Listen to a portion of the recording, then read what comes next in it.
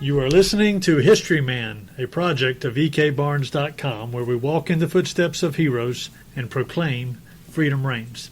On today's episode, we are again with Mary Boyd, the historian at the Georgetown County Historical Society Museum.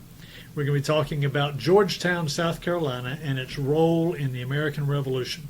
So welcome, Mary. Thank you. I'm so glad to be here. Well, I am so glad to have you. Coming out of Georgetown, South Carolina, is one of the most famous Revolutionary War heroes. And I know that our listeners are going to enjoy this episode because it's talking about the Swamp Fox. The Swamp Fox, whose real name is Francis Marion, was a native of Georgetown. Although he was born in Berkeley County, which is just down near Charleston County, his family moved to Georgetown when he was quite young, and he grew up right here. Before we get started, I want to again give a shout out to Long Gone LLC out of Camden, South Carolina, that does genealogical research and historical tours in Camden, which is the oldest continuous inland city in South Carolina. We want to give a shout out to Southern Campaign 1780 and also the York County Museums out of Rock Hill in York, South Carolina. Georgetown is actually predates Camden and is actually the third oldest in South Carolina. That's correct, 1729. Well, tell us a little bit about Francis Marion.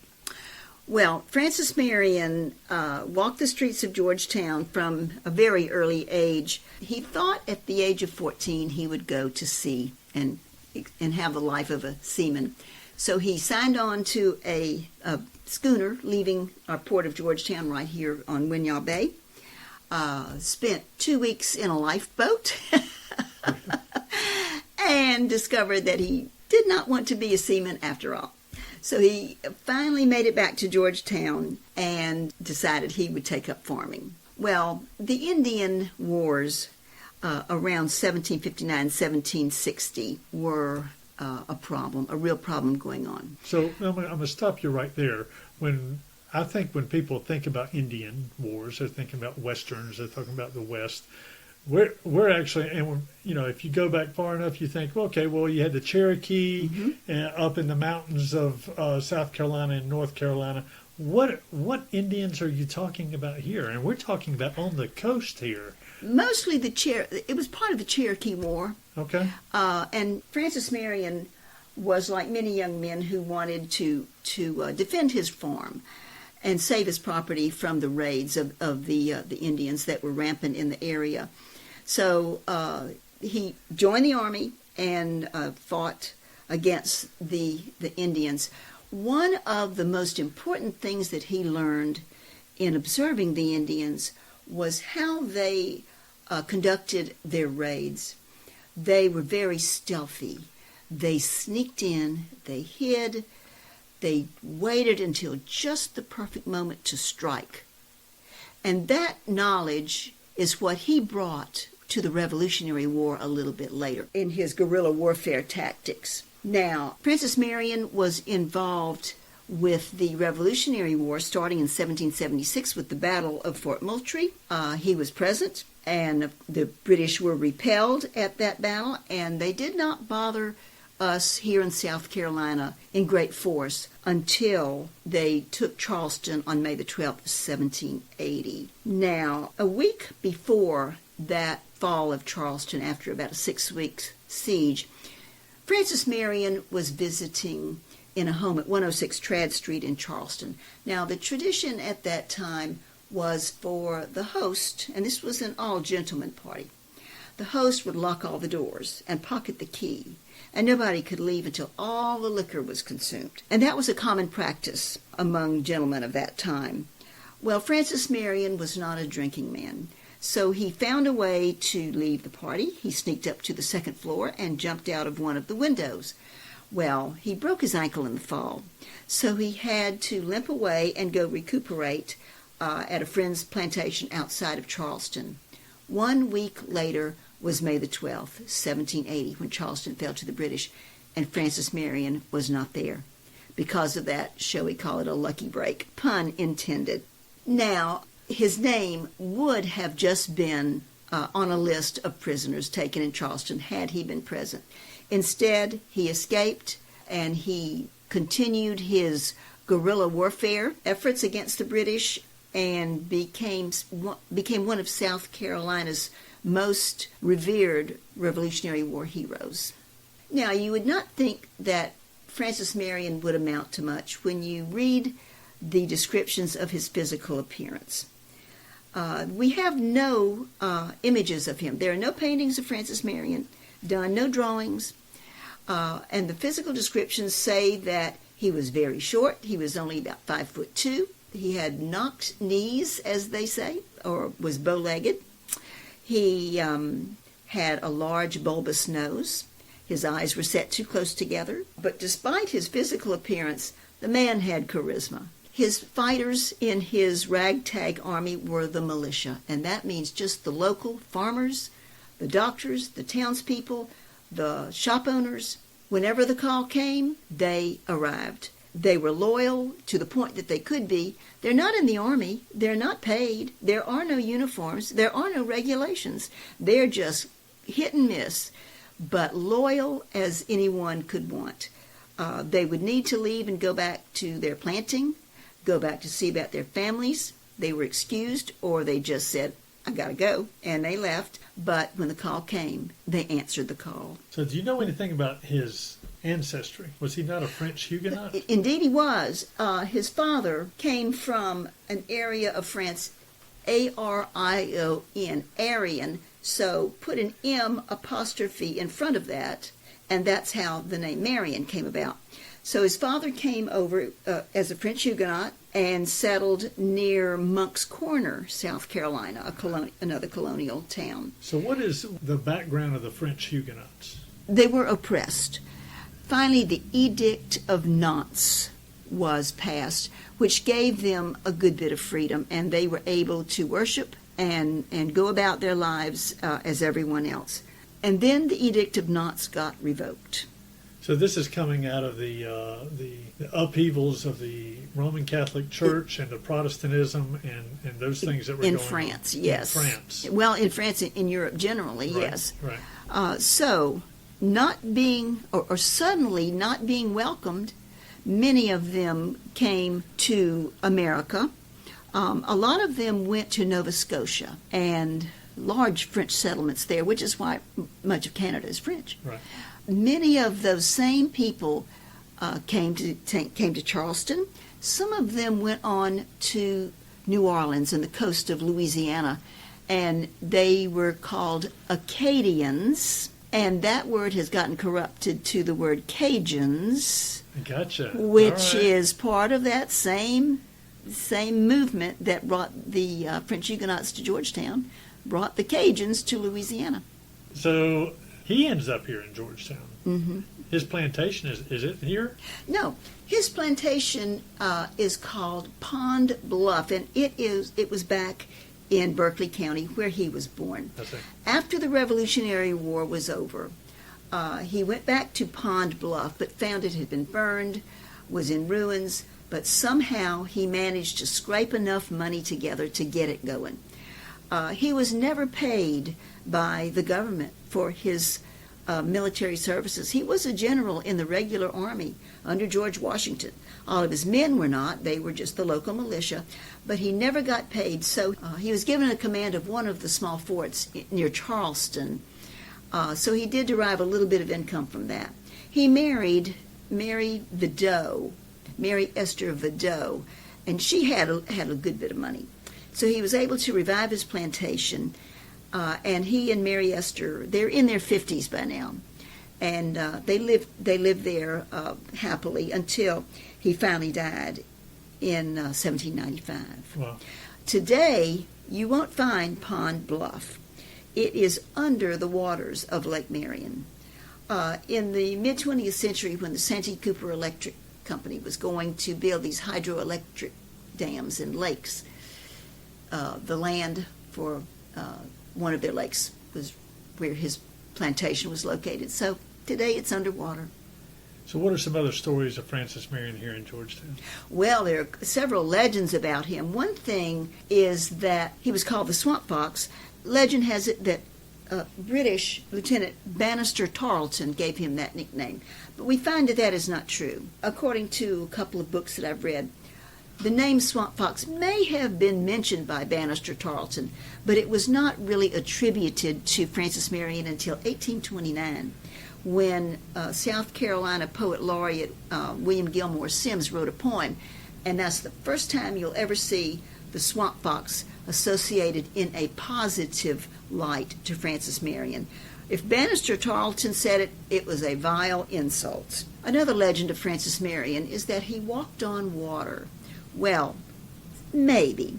What he did was, knowing the swamps as keenly as he did from his hunting and fishing days as he grew up here in Georgetown, he was able to navigate those without any trouble. He knew where to cross. He knew which streams were passable, which were too deep.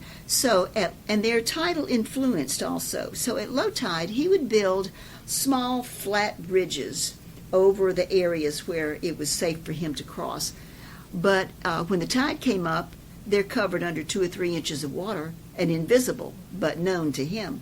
So when the British would chase him back into the swamp area, he'd find those bridges and it looks like he's walking on water. That's fascinating. One of the misconceptions in the teaching of the American Revolution in schools is that the Revolutionary War ended with the surrender of Lord Cornwallis at Yorktown on October 19, 1781.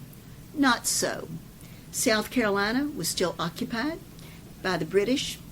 South Carolina saw more battles and skirmishes after that date than any other state in the entire war, and it was another 14 months before the British finally evacuated Charleston in December of 1782.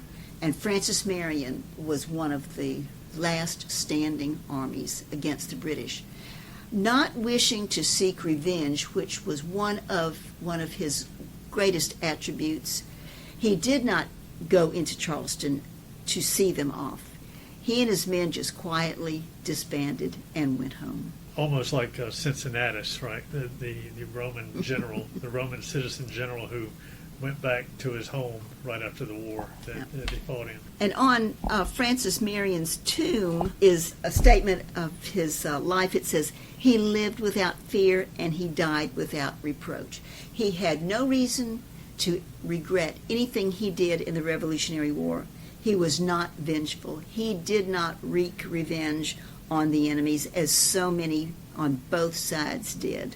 It is interesting. They even, Disney made a series. 1959. Right. He did indeed. Every Sunday evening was the Walt Disney Show, and he had what I think might have been one of the first mini-series. He had the story of the Swamp Fox, and it ran for several weeks. And the actor that played Francis Marion is someone we'll probably all recognize, Leslie Nielsen. Right. A gorgeous young man at the time. From what I understand, they used the costumes from Robin Hood as the costumes that they wore during that series. Possibly. You really didn't need to invent any uniforms, though. The soldiers, his soldiers, just wore their everyday clothing. That's right. That's right. And they used marsh tackies. They used marsh tacky horses. That was one of Francis Marion's strong points. He used the marsh tacky horses because they can navigate the terrain of the swamps very easily. They have very large hoofs. You had said in a previous episode the marsh tackies were some of the original horses brought here by the Spanish in the 1500s. That's right. And they are still an icon in South Carolina. They are small in stature, able to navigate over water where other horses are afraid of water, afraid of jumping water. Yeah. Now they are small horses. They're not beasts of speed by any stretch of the imagination, but they were certainly good for him in the marshes and the swamps. Perfect animal of South Carolina. for him to navigate the swamps. It is interesting as you go across the battle sites in the Revolutionary War or any battle site in general, one of the ideas in battle is to have the high ground, so you have the vista, so you can see the enemy coming, that sort of thing. Right. In the geography of Georgetown, there's no high ground. No, low country. All of it is low, and so it's hard to see your enemy coming or see where they're going to. And it's not like in the westerns where you see dust clouds off in the distance coming your way. Right. So I would imagine that the British, who did not know the area, even their loyalists, most of their loyalists were from other places, New York, Pennsylvania, that sort of thing. They did have loyalists or Tories that they brought up in this section of the country that they relied on, but a lot of the British force would be bewildered by this geography around here. Another interesting story about Francis Marion is called The Dinner. Francis Marion is out in his encampment in the swamps on his place called Snow Island. He has a few British prisoners there, but he was not one to take prisoners very often. He was much more humane than that. So there is to be a prisoner exchange, and a British officer is blindfolded and brought into the encampment. So Francis Marion invites him to dinner, and on this crudely made table, standing next to them in the painting, are several sweet potatoes. And there's a fire next to the table. And Francis Marion's manservant, Oscar Marion, is there roasting more sweet potatoes.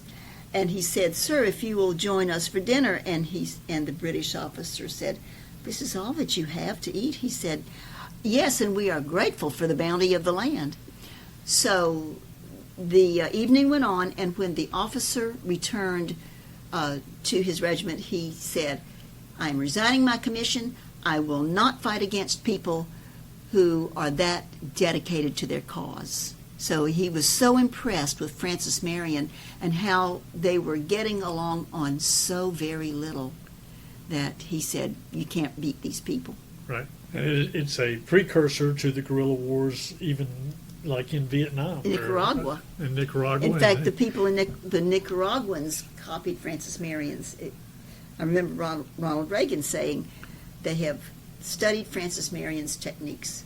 So it was another little tentacle of history reaching out. Fascinating. Remind our listeners some of the things that go on around here in Georgetown, South Carolina, especially in regards to your museum here. You have an event that happens every spring. We do. Tell us a little bit about that. It's called Cattails and Cocktails, and we have local hunters and fishermen that prepare dishes of their own local catch. Everything that's prepared is from right here, from the bounty of the sea, finned, fur, and feather. We have a auction and raffle. It's our largest fundraiser. It's a lot of fun. It's always on a Sunday afternoon in the spring, sometimes in late February, sometimes in March. It's a movable feast. We change around a little bit depending on certain other factors.